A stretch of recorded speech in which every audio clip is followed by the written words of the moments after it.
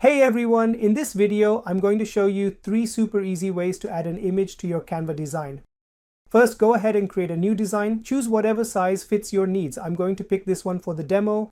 Now over on the left-hand side, click on Uploads and then hit Upload Files. From here, just find the image on your computer that you want to use, select it and click Open.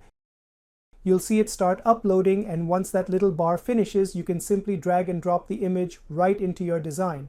That's method number 1. The second way is even quicker.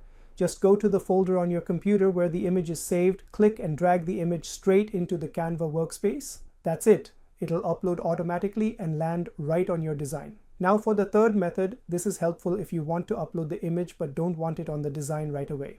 So again, click on Uploads in Canva, then open the folder on your computer where the image is saved. This time, drag the image and drop it into the Uploads panel, not the design area. It'll upload to your Canva library and you can use it later whenever you need it in your project. And that's it.